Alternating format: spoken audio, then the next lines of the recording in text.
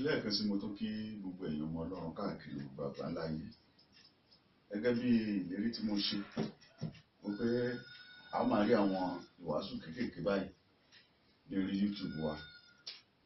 Ní àkókò yìí mo tún fẹ́ bá èèyàn ọmọ Ọlọ́run pàápàá jùlọ àwọn tá a jọ wà ní ìrìn àjò yìí.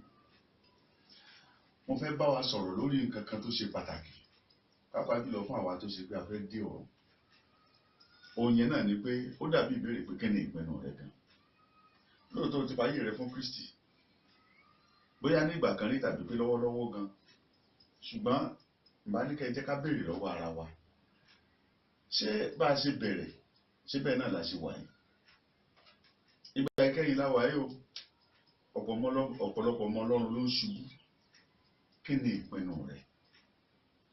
Ohun tá à ń pè ní ìpinnu gẹ́gẹ́ bí àkọsílẹ̀ tèmi, mo ní ìpinnu jẹ́ ohun tí ènìyàn yàn yálà láti jẹ́ tàbí láti ṣe.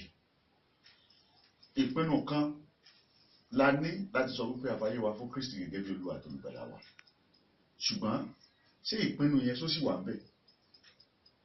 Ká tó wá lè ní ìpinnu tó dúró re nínú Kristi, ẹ jẹ́ kí n fi àṣírí nǹkan bíi mẹ́ta hàn wá tó ṣe pé tá a bá lè tẹ̀lé ohun mẹ́tẹ̀ẹ̀ta yìí, ìjọba ọ̀run dájú. Tá a bá lè tẹ̀lé nǹkan mẹ́ta yìí, á rọ̀ wá lọ́rùn láti bá Kristi jọba. Àpẹẹrẹ ni àkọ́kọ́, ó ní Rúùtù.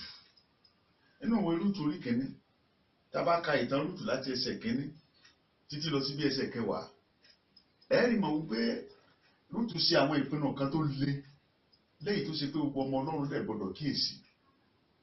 So ẹni tí ó bá dúró, tí ó bá dẹ̀ sì rìn nínú ìrìn àjò Kìrìsìtẹ́nì tí òde òní, ó gbọ́dọ̀ jẹ́ ẹni tí kò ní ìbẹ̀rù ìjákulẹ̀ kankan. Ẹni tí ò bẹ̀rù ìjákulẹ̀ kankan, irú ẹni bẹ́ẹ̀ òun ló lè ṣe àṣeyọrí nínú ìrìn àjò tá a wà yìí. Rúùtù ò ronú tó máa dà, kò ronú kankan, kò ronú wípé bóyá ibi tó ń lọ yìí ǹjẹ́ ìrètí wà ń bẹ̀, ǹjẹ́ òun tiẹ̀ máa rí tó ń wá ń bẹ̀. Ṣùgbọ́n ó pinnu wípé ohun tó ń ti pinnu láti ilẹ̀ yẹn kò sí ẹni tó lè yí padà.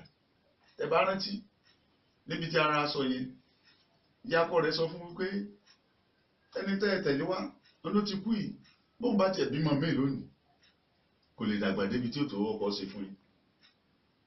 Ìyàwó rẹ̀ kejì ó pín yà, ṣùgbọ́n Rúùtù sọ, ó ní má ṣe rọ̀ mí láti fi ọ́ sílẹ̀, ibikíbi tí ìwọ bá ń lọ, ó ní èmi ò ní padà lẹ́yìn rẹ̀, ó ní Ọlọ́run rẹ ní ó jẹ́ Ọlọ́run mi, ibi tí ìwọ bá kú sí ni èmi ò kú sí. Ẹ wá wo òpin ìrìn àjò Rúùtù o. Rúùtù ò kú o.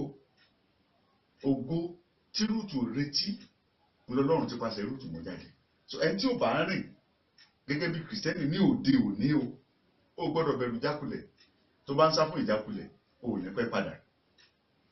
Ohun kejì tí mo tún rí láàrin yẹn, tàbí bí ìmọ̀ràn tí mo tún fẹ́ fún wa ni pé a ní láti ní ìpinnu tí kò bẹ̀rù. Take a risk. You need to take a risk.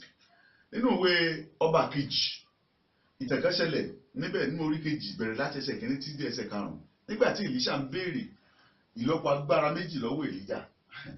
Èlíjà sọ fún wípé nítorí béèrè yìí ó lágbára. Ó ní ṣùgbọ́n tó o bá lè rí mi nígbà tí wọ́n bá ń gbà mí lọ. Èlíṣà pinnu, kò síbi tí Èlíjà wọ̀ tí Èlíṣà ò mọ̀ bá wọ̀ torí pé ó ní tó fẹ́ gbà. Kò ronú ayé yìí, kò ronú ògo ti ayé yìí, ṣùgbọ́n ó ronú ẹwà tí a máa fi wéwu ní òpin ìrìn àjò. Ǹjẹ́ ìwọ náà, ǹjẹ́ èmi náà gan tí mò ń sọ̀rọ̀, ǹjẹ́ mo ronú ẹwà tí màá gbà tí Kristi bá dé? Ayé yìí kì í ṣe tiwa. Ayé tá a wà yìí kì í ṣe tiwa. Bó bá pẹ́, bó bá yá, ẹnì kọ̀ọ̀kan wá parí ìrìn àjò láyé yìí. So ìkẹta, ó ní pé ká tó lè jẹ́ Kìrìsìtẹ́nì ní ayé òde òní, ká tó lè ká tó lè mú ìgbàgbọ́ wa, ohun kẹta tá a gbọ́dọ̀ kíyèsí, òun náà ni wípé a gbọ́dọ̀ gbàgbé ìgbé ayé tàtijọ́. Bíbélì ní kíyèsí, ohun àtijọ́ ti ṣe kí ni o, ó ti kọjá lọ, ohun gbogbo ti di tuntun. Èmi tí mo ti ń jẹran méjì, èmi tí mo ti ń jẹran mẹ́fà tẹ́lẹ̀, ṣé mi mú adẹni tí ò lè jẹran kan mọ́? Tá a bá ti ń ronú ilé àlèpẹ́ padà. Tá a bá wo nǹkan kan tó ṣẹlẹ̀ nígbà tí ọkùnrin kan wá bá Jésù nínú ìwé Mátíù orí kẹjọ yìí, ó lóun fẹ́ máa tẹ̀lé Jésù. Tá a bá wò láti bóyá bí ẹsẹ̀ kọkàndínlógún, ó lóun fẹ́ máa tẹ̀lé Jésù. Jésù wá sọ fún un pé ó káàbọ̀, kò séwu. Ní tó kọ́kọ́ ṣẹlẹ̀ ni pé sórí gbogbo tó ní ọwọ́ gbọ́dọ̀ tà á.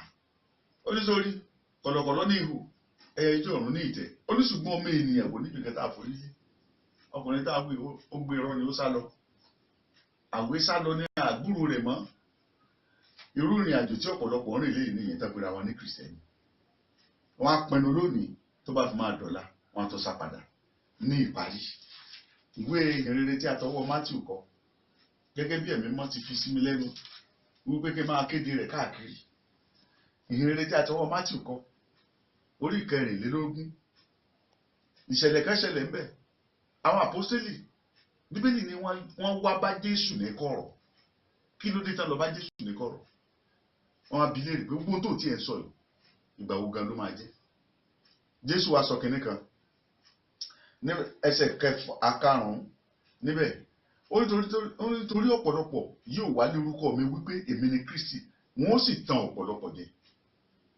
ọ̀pọ̀lọpọ̀ wòlíì ló ti kúnlé ayé lónìí síbẹ̀ yìí náà rí tẹ́ ẹ̀ rí lórí YouTube ẹ̀rí tẹ́ ẹ̀ rí lórí Facebook ẹ̀rí tẹ́ ẹ̀ rí lórí internet ẹ wo ọ̀pọ̀lọpọ̀ àwọn pidánpidán tó kúnlé ayé lónìí tẹ́kùrẹ́ àwọn ní ìránṣẹ́ Ọlọ́run kò tiẹ̀ sẹ́ni tó wá fẹ́ jẹ́ evangelist àbí pastor mọ́ olúkálukú ti di wòlíì ewu ìgbà ìkẹyìn Jésù ní ọ̀pọ̀lọpọ̀ yóò wá láti ta àwọn àyànfẹ́ jẹ àwọn àyànfẹ́ ti lọ lẹ́yìn ẹ wo ìjọbi tí wọ́n bá ti ń sọ òtítọ́ ọ̀rọ̀ èèyàn mẹ́rin ló kún bẹ́ẹ̀ ìgbọ́gán bí ẹnìkan tó ń gbọ́ mi ìjẹ́ ọ̀gán ṣetán láti lọ síbi tí wọ́n ti sọ ọ̀rọ̀ tí yóò ru inú rẹ sókè ìjọ ṣetán àti lọ bẹ̀ síbi ibi tí wọ́n ti ń parọ́ ibi tí wọ́n ti ń pinná tí wọ́n á gbọ́wọ́ léèyàn lórí tàbí tí wọ́n á gbọ́wọ́ sókè báyìí tí ẹgbẹgbẹ̀rún èèyàn á ṣubú ibi bẹ́ẹ̀ ló kù tá à ń lọ káàkiri ṣé Jésù ló ń ṣe ronú ìpinnu wo lọ ní fún Kristi àdúrà mi ni pé ní ẹ̀yin tẹ́ ń gbọ́ ọ̀rọ̀ yìí tẹ́ ẹ̀dẹ̀ pinnu wípé ẹ ò ní bá ayé yìí lọ Ọlọ́run àti ìlẹ́yìn lórúkọ Jésù Kristi gbogbo wa a ó délé sinmi ẹ ó tún máa gbúrò mi nínú àwọn ọ̀rọ̀ kéékèèké báyìí tó tún kù lórúkọ tí wàá bá àtijọ́ máa jẹ mọ́ bí Kristi bá dé a ó bàjọba Jésù.